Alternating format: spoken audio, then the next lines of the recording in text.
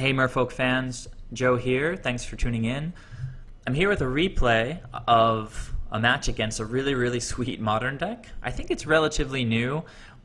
I don't know if it's tier 3 or tier 2 or tier 1 or anything like that yet, but it can be really powerful.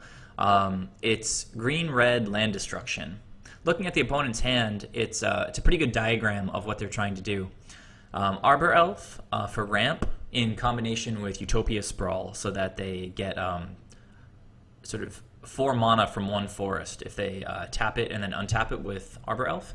Stone Rain and Wanderwine Acid Moss to destroy the opponent's lands.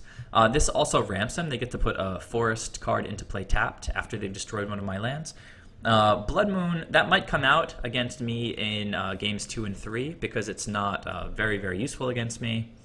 But the ramp into land destruction plan is really powerful, and if it gets off the ground, especially being on the play, it can just be utterly oppressive. So this looks like a keep for the opponent. On my side of things, I've got 4 lands, including a Mutavault, 2 Cursecatchers and a Harbinger. Being on the draw here, I think this is a keep for me. I think it's more likely if the opponent has something like a Birds of Paradise that they'll play it on turn 1. I'll play a Cursecatcher on turn 1. They'll tap the Bird of Paradise on their turn 2, and I'll get to bounce it with Harbinger of the Tides. So Harbinger of the Tides, for that reason, particularly useful being on the draw because the opponent's going to be likely to have a tapped creature on their turn 3, on our turn 2. So, sorry, on their turn 2, they're going to be likely to have a tapped creature, more likely than if they were on the play. So the opponent kept, and I kept. They'll open with Arbor Elf, and I'm crossing my fingers I'll get to bounce that guy with the Harbinger here. I play out Wanderwine Hub, and the opponent draws into a Utopia Sprawl, which is unfortunate for me because that thing can name red and provide red mana for the opponent. At this point, he can tap and untap this land and either resolve Blood Moon or Stone Rain. Both are pretty powerful on turn 2. And he's got 1 more green floating to play his second Arbor Elf. Incredibly explosive opening for the green-red land destruction deck. So there's that second Arbor Elf, and I wish I had played out my island first instead of Wanderwine Hub. There might be a lesson in there somewhere about opening with islands rather than non-basics. So I'll attack with Cursecatcher. I know he's not going to block with that Arbor Elf. It provides too much ramp at this point. I'll play my Cursecatcher, and I have to wait until I can play my second island to actually cast either of these double blue guys. See if the opponent drew a mountain. He's going to have access to 8 mana this turn, I think, if he wants it. So here's Stone Rain, getting rid of my island. Pretty disgusting. And looks like we're going to see the Acid Moss here getting rid of my other land. Now, he's casting this with double Arbor Elf taps. So I think 4 mana from this to cast this 4-drop. Only has 1 mana up. I don't want to lose this land in case I draw Reejerey or something. It's going to be useful. So I'm going to sack both of my Cursecatchers here. Also prevents the opponent from ramping into an extra forest. So I keep drawing these non-basics. Which are usually fine. I had 2 islands this turn. Sorry, this game. But the opponent destroyed one of them.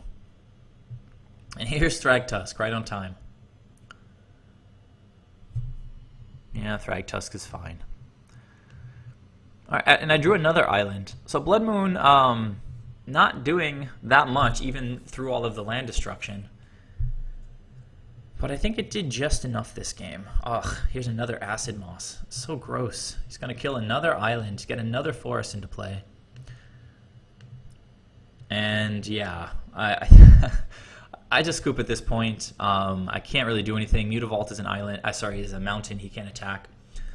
But I do have some negates I can bring in to counter all that land destruction. Still have 4 AEther Vials in the deck. Always amazing against Blood Moon, and still fantastic against land destruction. Alright, so deep breath. Let's see how game 2 went. I don't know about you guys, but I think this is a really sweet deck, this green-red land destruction thing. Let me know your thoughts in the comments, please. Opening hands, 3 lands, including an island, have a counterspell, have a Cursecatcher to slow them down with all that stupid land destruction, a couple Island Walk Lords. This looks really fantastic, especially given the matchup. On the opponent's side, 1, 2, 3 lands, Anger of the Gods, Obstinate Baloth for life gain, Stormbreath Dragon, Chandra Pyromaster. I think this card is pretty terrible. It's +1, says it deal 1 damage to target player and 1 damage to up to 1 target creature that player controls. That creature can't block this turn. Alright. 0 is exile the top card of your library. You can play it this turn. That's its best ability. It gets a card advantage. And -7, exile the top 10 cards of your library. Choose an instant or sorcery. Exiled this way, copy it 3 times. You may cast the copies without paying their mana cost. That's obviously very strong. But the +1 is just so bad. I don't know. I feel like I never care when this card comes out. I can either just attack it and kill it or just keep attacking past it. But I have to believe that's a keep on the opponent's side. And it is. I'll start with Cavern of Souls into Cursecatcher. Being on the play with a Cursecatcher, I'm not as afraid of the land destruction plan, and I don't expect the opponent to have Blood Moon in at this point. And if he does have it in, I have Negate, which I'll be able to use on their turn 3. So here's an island. Attack after playing the Island Walk Lord. The opponent will go down to 18. Plays a forest, and looks like they drew into a Birds of Paradise. I'm sorry, I guess they just passed the turn there rather than play the Birds of Paradise? That's awkward. So I'm going to think a minute and about whether or not I need to leave up counter magic. With the Cursecatcher here, I could leave Negate up to counter Blood Moon, but again, I don't think the opponent's going to play that card post sideboard. So I'm going to swing for 4 here, but I guess I did leave Dismember up. I'll get to kill his Birds of Paradise. I drew a Tidebinder Mage, which would have been good against the Birds of Paradise. Activate Mutavault and swing after playing the second Mutavault. Opponent takes 7, 2, 2, and 3. And I'll continue to leave Negate up here, since the opponent's starting to get his mana online. Plays Anger of the Gods, has mana to pay for Cursecatcher, but not mana enough to pay for Negate. And that's the game. So, very, very strong game 2 from Merfolk, playing a Fast Clock with Counterspell backup. Let's look at how game 3 went.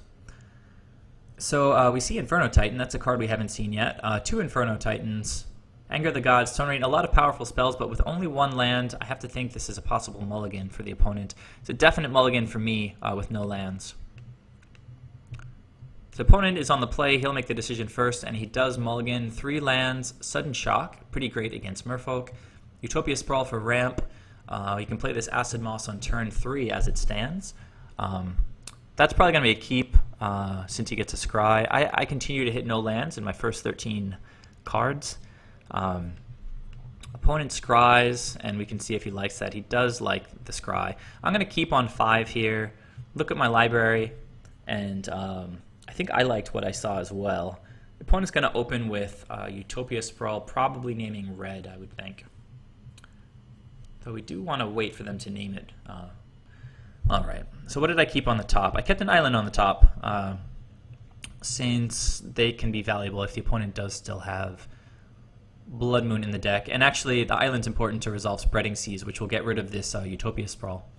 The opponent with no 3-drops, decided to play a tapped Stomping Ground. He's trying to leave Sudden Shock up right now if I play a Merfolk. Instead, I'm going to play a Spreading Seas, making his Utopia Sprawl fall off because it can only enchant a forest.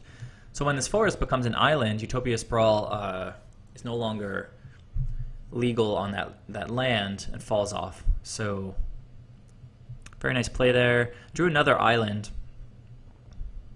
If you think about what that play is actually, we play Spreading Seas, I guess netting Devotion and taking the opponent off a color. So Spreading Seas counts as 1 card, but it does draw us a card. So we've got 2 cards on the Spreading Seas, and the opponent lost not just access to their color, but Utopia Sprawl as well. So, how does that factor? It's like we're gaining a card. Spreading Seas for the Devotion and the Land Screw, that's 2. And then the Utopia Sprawl falls off. It's like a 3 for none. Very, very strong. And the Aether Vial is also going to do a great job this game. I'm going to be able to get these Master of Waves into play, even around any of the land destruction that the opponent has. Looks like he played a fetch land and passed the turn. You can see without their ramp effects, with the Arbor Elf and the Utopia Sprawl, really brings them down a notch. I think I'm just going to play a land and attack with Mutavault this turn. The opponent's going to sudden shock that. A little bit unfortunate, setting me back on my land development. Sudden shock acting as a piece of land destruction there, which is unexpected. At the end step, the opponent cracks his Windswept Teeth and grabs a Stomping Ground. I have to assume they're going to go for the Acid Moss here. He does. That is going to ramp him. I'll lose another land, but I'll get to put Tidebinder Mage onto the battlefield and tick Aether Vial up, getting closer to resolving this Master of Waves. Drew another Spreading Seas, which is great because I want to draw cards. The opponent's got plenty of lands at this point, so taking him off his colors is not that important, but drawing that second Master of Waves is very important. The opponent is at 19 at this point, has drawn another Stone Rain. So what's the plan here? Probably resolve Thragtusk. Makes the best use of the opponent's mana, gains him some life, and looks like it's going to stall up the board. I will take Aether Vial up to 4, go to my draw, and hit an Island Walk Lord, which is really strong, because I can push past this Thragtusk now. So 3 damage, the opponent going from 22 down to 19. Sudden Shock, great card against Island Walk Lords. So he'll be able to Stone Rain me and Sudden Shock me this turn. So there's a Stone Rain. Hitting my Cavern of Souls. Don't know why he doesn't hit the island. Seems like the island is a better target. Thragtusk is a 4-turn clock, but I don't think the opponent has that much time. I'm going to activate Aether Vial and then bring in Master of Waves. He's going to respond to the trigger. Pretty smart. Killing my Island Walk Lord, and instead I'm only going to get 5 elementals. As 2/1s. With the 2 Spreading Seas, I have 5 Devotion right now.